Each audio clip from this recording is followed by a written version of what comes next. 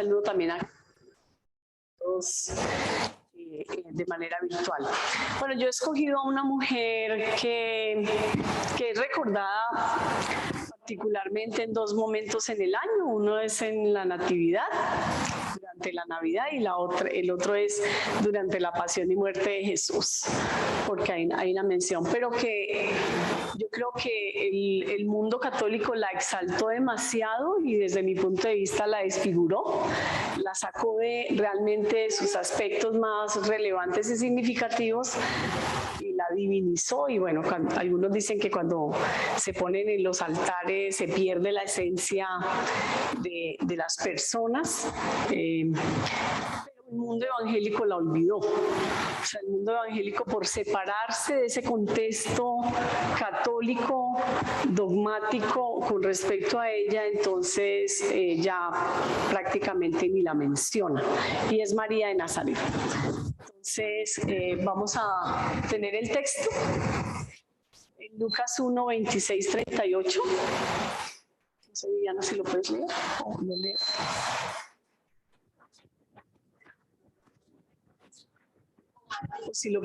O si lo puede leer desde allá, Jair, por favor. El texto de Lucas 1, 26, 38. A los 6 meses Dios envió al ángel Gabriel a Nazaret, de Galilea, a visitar a una joven virgen comprometida por casarse con un hombre que se llamaba José, descendiente de David. La virgen se llamaba María. El ángel se acercó a ella y le dijo: te saludo, tú que has recibido el favor de Dios, el Señor está contigo. Ante esas palabras, María se perturbó y se preguntaba qué podría significar este saludo. No tengas miedo, María, Dios te ha concedido su favor, le dijo el ángel. Quedarás encinta y darás a luz un hijo, y le pondrás por nombre Jesús. Él será un gran hombre, y lo llamarán Hijo del Altísimo. Dios, el Señor, le dará el trono de su padre David, y reinará sobre el pueblo de Jacob para siempre. Su reinado no tendrá fin. ¿Cómo podrá suceder esto?, le preguntó María al ángel, puesto que soy virgen.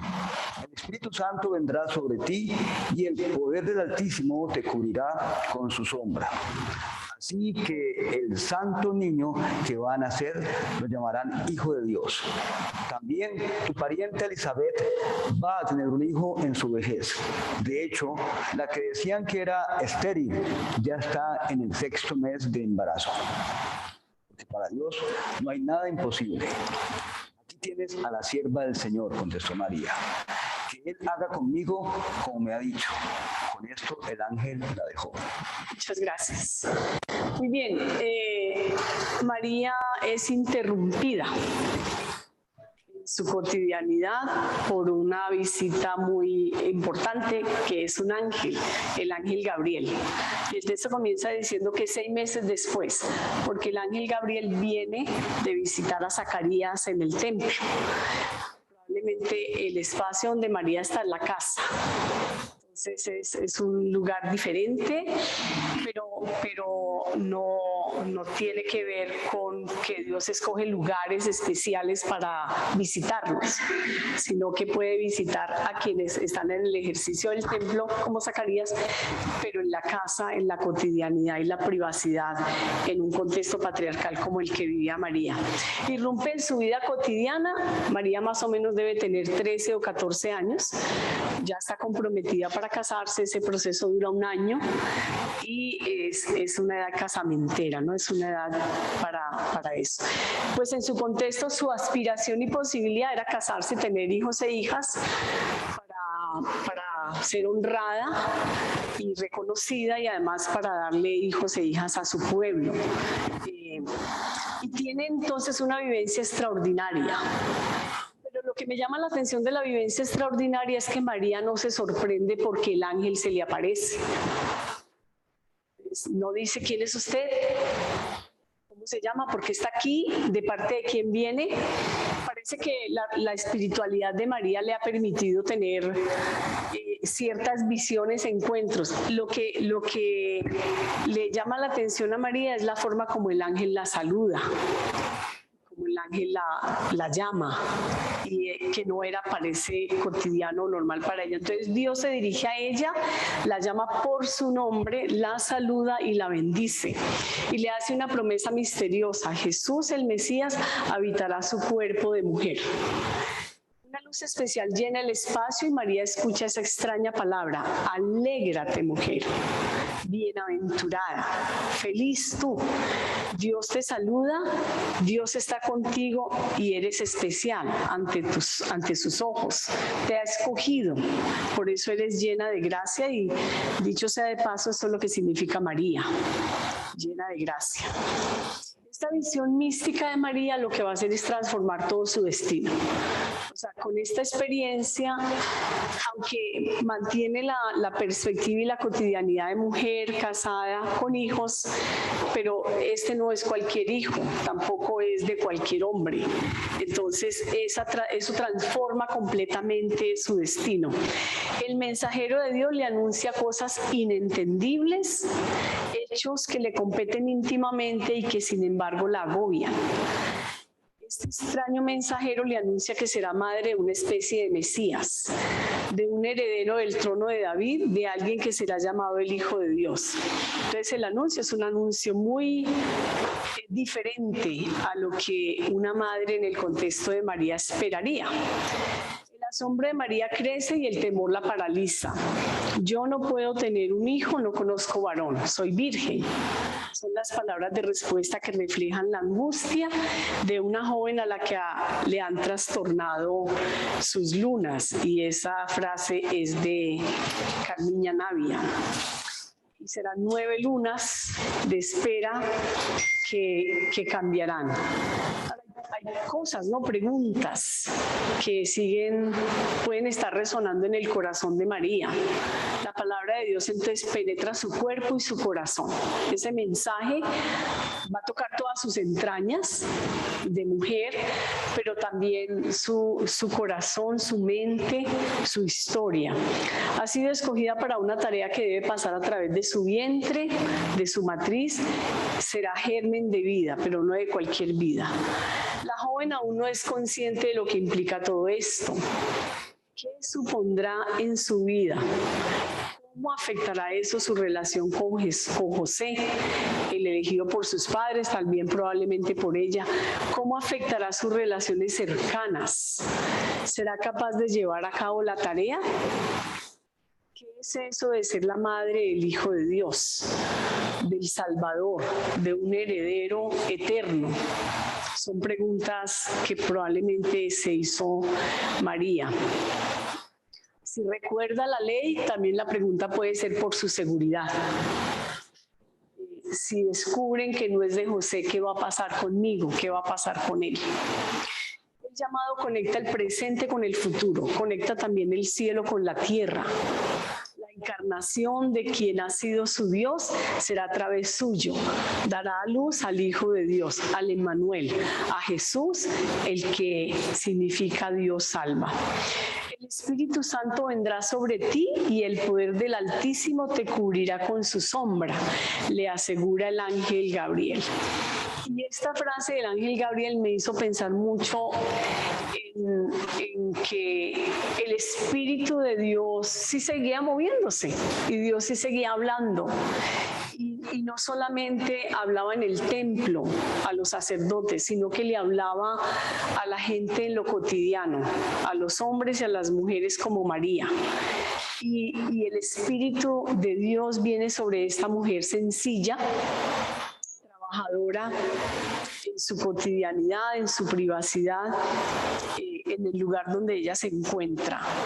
El Espíritu de Dios venía sobre los profetas y sobre el pueblo, pero sobre una mujer y tan joven, ¿era esto posible? Pues este texto dice que sí, y el ángel así lo afirma y lo confirma. María entonces, con miedo y con temor, es advertida por el ángel que eso que para ella es imposible, para Dios no lo es.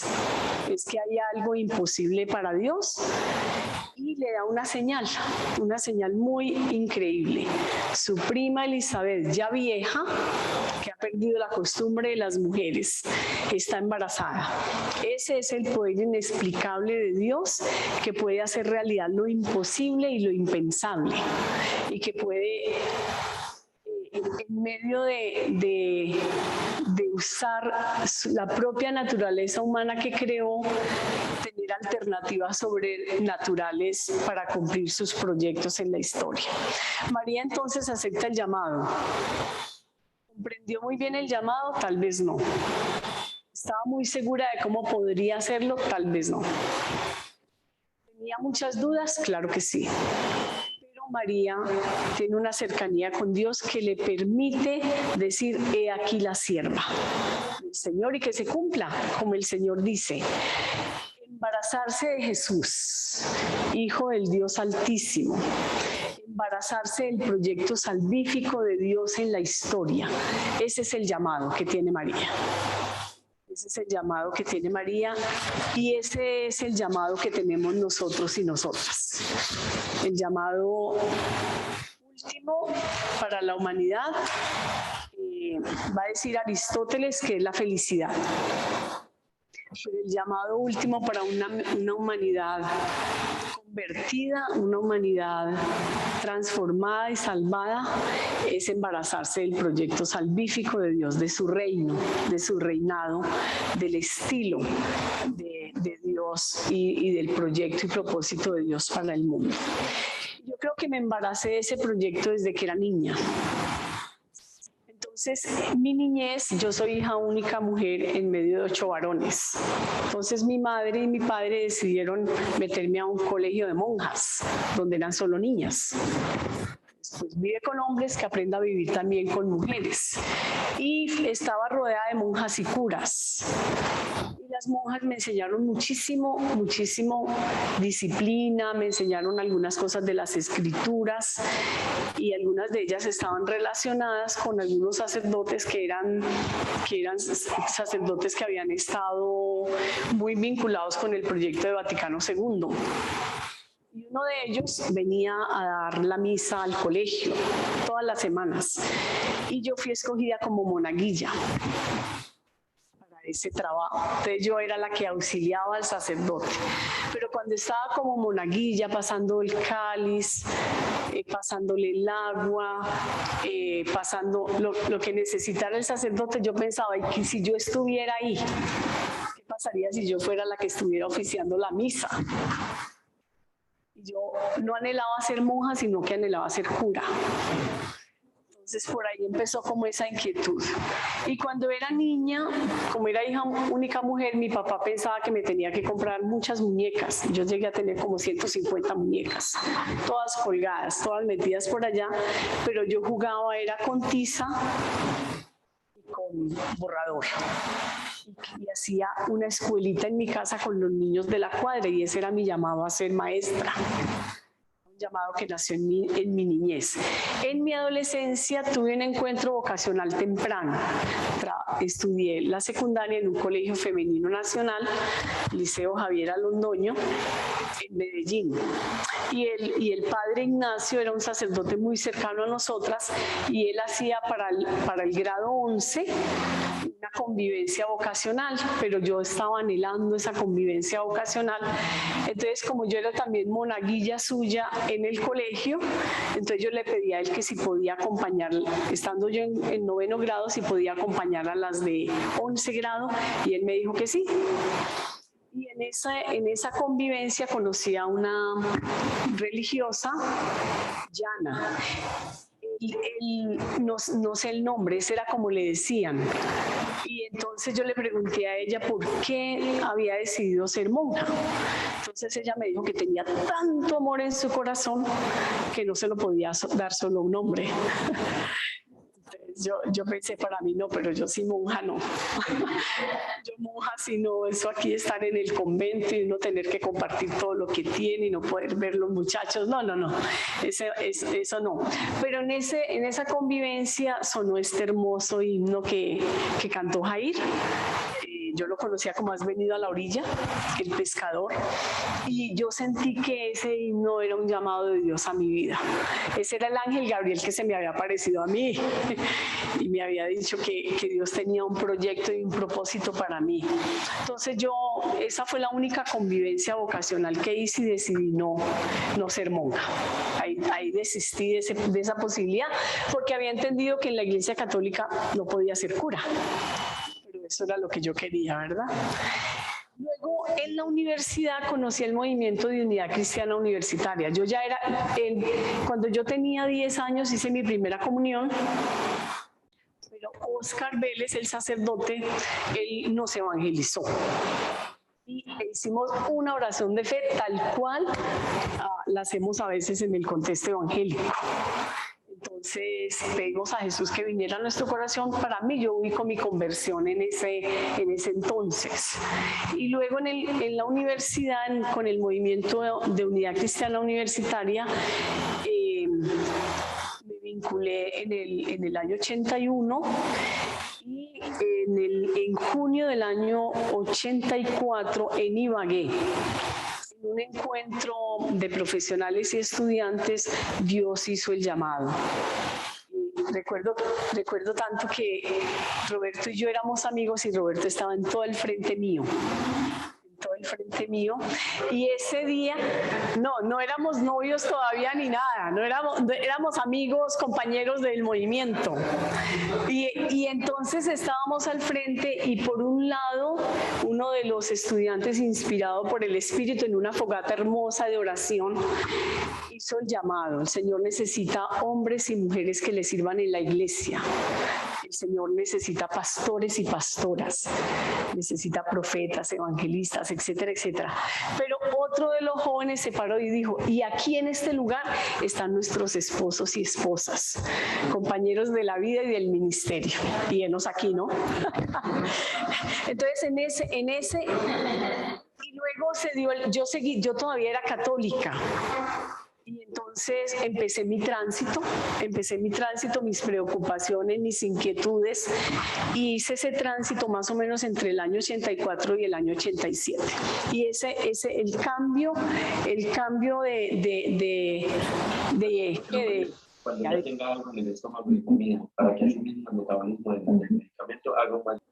Empecé ese proceso con la Iglesia Presbiteriana Cumberland en el Colegio Americano, donde fuimos compañeros con Pablo, como profesores allí. Ahí en el Colegio Americano el Señor me llamó y me regaló esta palabra. Y he pedido que la leas, por favor.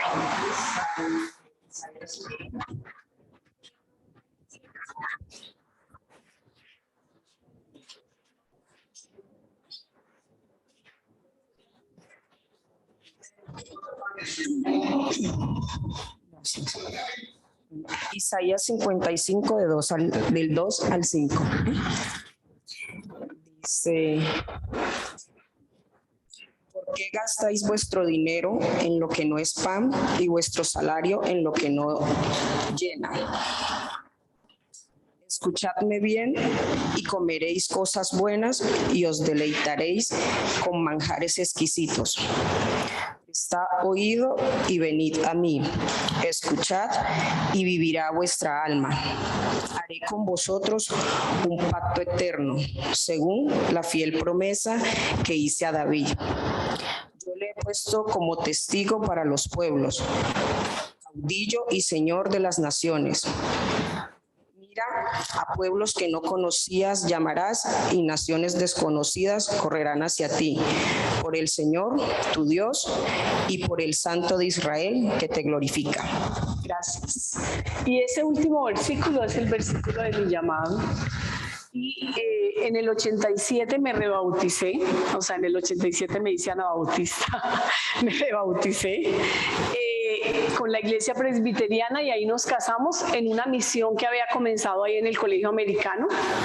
donde el pastor Rubén Albarracín, que había sido del movimiento estudiantil, me dijo, yo no la veo congregándose en nada, yo la necesito aquí para el trabajo con adolescentes, todavía siendo católica en ese tránsito. Él me invitó y ese año trabajamos con él y ahí la iglesia nos amó, nos cuidó, nos acompañó, ahí nos casamos y Roberto y yo nos casamos y al otro día nos fuimos a trabajar a Pasto. Yo nunca había ido a Pasto. Y Roberto ya estaba allí trabajando en la obrería, digámoslo así, en una iglesia, la primera iglesia evangélica de Pasto, así se llama, y que la había fundado una pareja, especialmente una mujer, había continuado el trabajo. Y ahí empezó nuestro trabajo, es decir, siendo evangélica, menos de 2 años, ¿no? Ahí comenzamos el trabajo y ese fue como el primer lugar que no conocía al que Dios nos llevó o al que Dios me llevó y trabajamos con multitudes, ¿verdad? Porque trabajamos con niñez, con adolescencia, con profesionales, con personas en la cárcel, con drogadictos, con mujeres católicas, trabajamos con un sinnúmero de personas, pero mi vocación por la enseñanza se mantuvo. Entonces yo siempre trabajé en el ministerio y fuera del ministerio para ayudar a sostener la casa también, pero también para ejercer mi propia profesión. Y el llamado siempre fue bivocacional, entonces pastora y maestra, y también mis dones tienen que ver con la enseñanza, y un área muy importante que ha cruzado esos aspectos de mi vida es la responsabilidad social, entendiendo el evangelio que tiene un elemento muy importante que es la responsabilidad social. Entonces por 18 años estuve vinculada al trabajo de Visión Mundial, el área de la capacitación, la evaluación, el liderazgo y en el último tiempo en 2 aspectos, un proyecto especial sobre responsabilidad social de la iglesia y el trabajo con las iglesias a nivel del país. Entonces aquí estoy todavía ejerciendo mi llamado, ya sin parroquia, con la vocación pastoral y haciendo algunas cosas con personas particularmente y pues enseñando, que es mi pasión. Entonces, embarazada del proyecto de Dios como María. Muchas bendiciones.